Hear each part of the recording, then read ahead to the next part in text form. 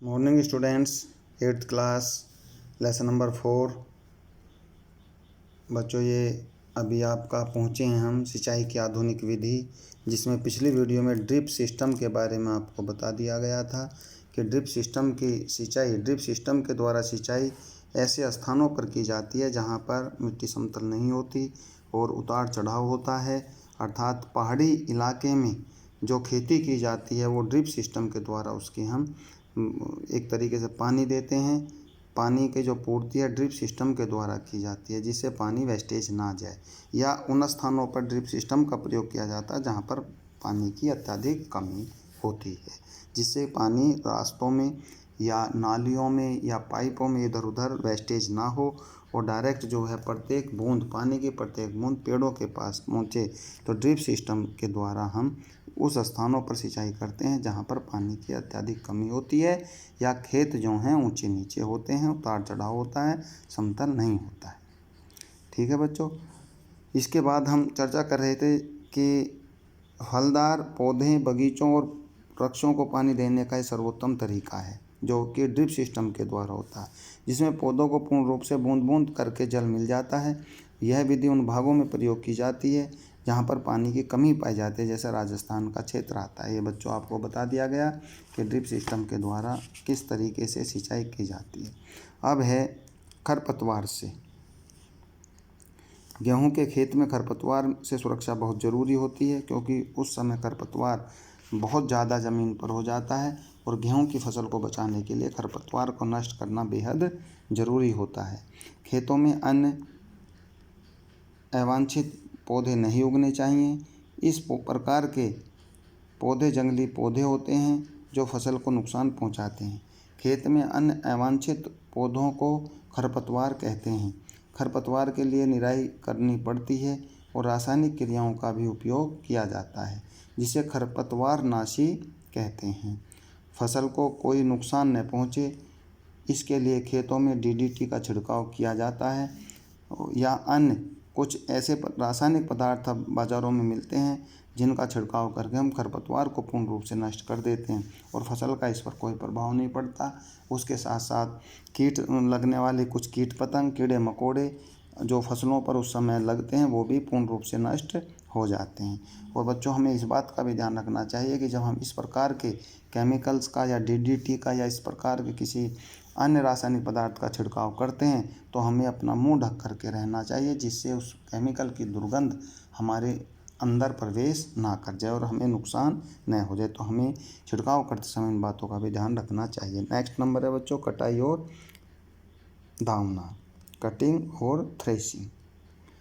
मतलब एक तरीके से जब फसल पक जाती है तो उसको काटा जाता है, काटने के बाद उसको थ्रेशर मशीन के द्वारा निकाल दिया जाता है, जिससे भूसा अलग गेहूँ अलग हो जाते हैं। किंतु ये तब की विधि है जब बच्चों फसल तैयार हो जाती है और अच्छी तरह पक जाती है और किसान फसल को काटता है। काटने के बाद उसकी अच्छी तरह से देखभाल करता है, कहीं ऐसा ना हो कि फसल पूर्ण रूप से न पक गई हो। तो उन चीज़ों को बीच बीच में चेक करने का कार्य किसानों के द्वारा किया जाता है। बच्चों, नेक्स्ट पेज पर फसल की कटाई दरांती की सहायता से हाथ से की जाती है। ठीक है, किंतु आजकल विज्ञान ने कई ऐसी तकनीकी पैदा कर दी हैं कि हम फसल की कटाई एक तरीके से मशीनों के द्वारा भी किया जा सकता है।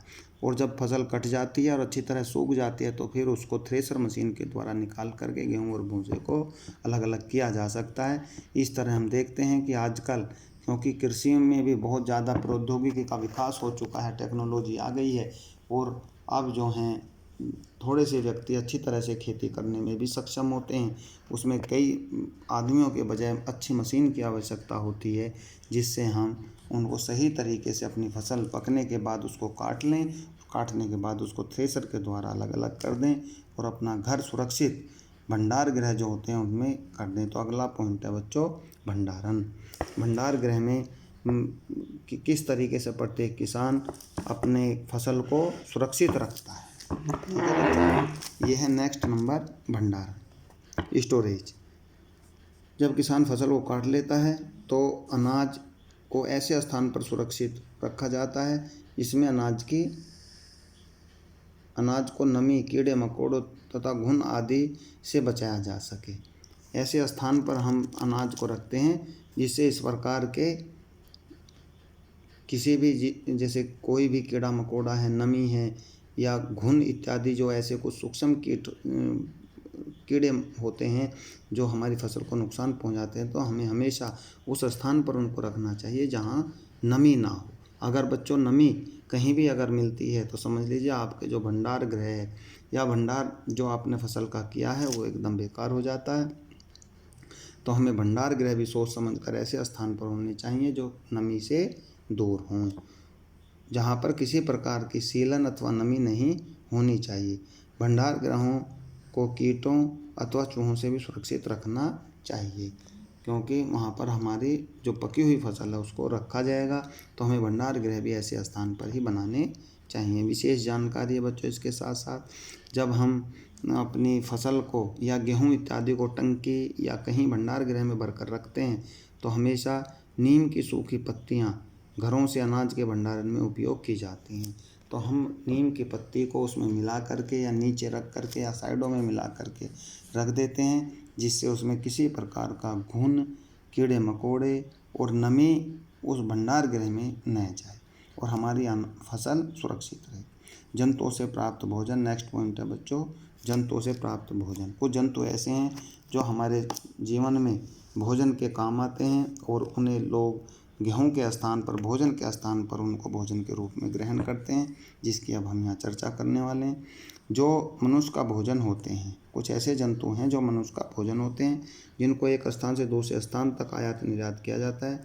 समुद्र के तटों पर रहने वाले लोग मत्स्य व्यवसाय करते हैं। ठीक है बच्चों, मत्स्य मीन्स मछलियाँ। जो समुद्र के किनारे शहर हैं या राज्य हैं, वहाँ पर मत्स्य पालन का बहुत बड़ा व्यवसाय होता है और इसको दूसरे उन राज्यों में पहुंचाया जाता है जहां पर मछलियों की ज़रूरत होती है, आवश्यकता पड़ती है, क्योंकि यहाँ पर मछलियाँ अधिक पाई जाती हैं। जो लोग मछलियों को पकड़कर उनका मांस दूर दूर तक बेचते हैं और उनसे धन कमाकर अपनी आवश्यकताओं की पूर्ति करते हैं।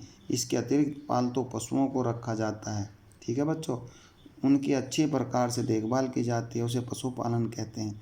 हर किसान के यहाँ गाय, भैंस, बैल इत्यादि जो हैं, बकरी इत्यादि सभी जानवर मिल जाते हैं। तो ये हमारा पशुपालन है।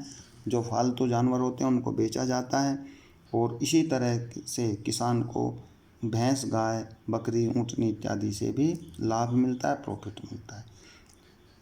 पशुपालन के लिए फार्म बनाए जाते हैं और जो पशुपालन होते हैं वो घर में नहीं किए जाते बच्चों, उनके लिए अलग से पशु पालन केंद्र या पशुपालन के लिए फार्म तैयार किए जाते हैं, वहीं पर उन जानवरों की देखभाल की जाती है।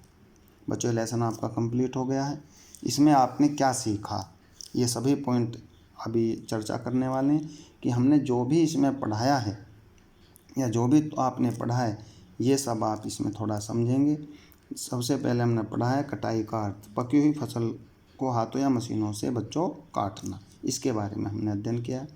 नेक्स्ट है प्राचीन समय में मनुष्य का भोजन कंद मूल, फल, जंगली जानवर तथा कच्चा मांस था। ये बच्चों उस समय की बात है जब किसी प्रकार की फसल की पैदावार नहीं थी, ना ही लोग गेहूं के, मक्का, ज्वार, बाजरा, चना, मटर इत्यादि के बारे में जानते थे। तो लोग क्या करते थे, उसी तरीके से पेड़ों पर लगने वाले कंद मूल, फल इत्यादि खाकर, कच्ची सब्जियां खाकर, कच्चा मांस खाकर, जंगली जानवरों का कच्चा मांस खा करके ही अपना जीवन निर्वाह करते थे। भारत में मुख्य रूप से 2 प्रकार की फसलें पाई जाती हैं। ठीक है, आप जानते हैं, रबी की फसल और खरीफ की फसल। कृषि में फसलें उगाने के लिए विभिन्न प्रकार की पद्धतियाँ अपनाई जाती हैं, जो अभी हमने पढ़ी हैं। फसल उगाने से पहले मिट्टी को अच्छे ढंग से तैयार किया जाता है। वर्षा के पानी और मिट्टी के कटाव को रोकने के लिए खेतों की मेंढ बनाई जाती है। मेंढ का मतलब होता है डोली। और बच्चों, जो मेंढ बनाई जाती है वो पानी को रोकने के लिए बनाई जाती है। कई बार बरसात ऋतु के अंदर बारिश हो जाती है और बारिश का पानी उसी खेत में, उसी स्थान पर रहे, इसलिए ऊंची मेंढ बना दी जाती है, जिससे मिट्टी के अंदर जो घुले हुए कार्बनिक पदार्थ हैं वो दूसरे स्थानों पर न जाएं। इससे अलग हमने और क्या पढ़ा है बच्चों इसमें, मिट्टी किसान का मुख्य धन है। ठीक है बच्चों, मिट्टी जो है किसान का मुख्य धन है। और लास्ट है, फसल को बोरों में भरकर सुरक्षित स्थान पर रखना भंडारण कहलाता है। किसी भी स्थान पर, किसी भी बड़े स्थान पर रखकर और सुरक्षित रखकर बोरों में भरकर जहां हम अपनी फसल को सुरक्षित रखते हैं उनको हम भंडारण कहते हैं। ठीक है बच्चों, ये लेसन आपका कंप्लीट हो चुका है। इसके साथ साथ मैं आपको इसके क्वेश्चन वीडियो के द्वारा भेज रहा हूँ, जिसके आंसर आप अपनी बुक से सेलेक्ट करेंगे। जिन बच्चों के पास बुक नहीं है वो बुक ले लें, क्योंकि 21 सितंबर 21 सितंबर से आपके स्कूल को खुलने की थोड़ी परमिशन जो है मिल गई है, जिससे बच्चे आएँ, अपनी प्रॉब्लम को पूछें और वापस घर चले जाएं, जिससे आपकी पढ़ाई प्रभावित ना हो। जिन बच्चों के पास बुक नहीं है वो बुक ले सकते हैं और अपने रिटन वर्क को कंप्लीट कर सकते हैं। जैसे ही आप स्कूल में आएंगे आपको लर्निंग वर्क शुरू करा दिया जाएगा। ठीक है बच्चों, मैं इसके वीडियो तो भेज ही रहा हूँ क्वेश्चन आंसर की, किंतु फ़ोटो भी भेज दूँगा, जिससे आप इनको करें और इनको करने के साथ साथ अपनी बुक्स पर निशान लगाएं। निशान लगाने के बाद उनको अपना बुक्स पर निशान लगवाने के बाद उनको स्कूल में चेक करें, तब आप अपनी फेयर कॉपी में उसको कंप्लीट करें। Thank you.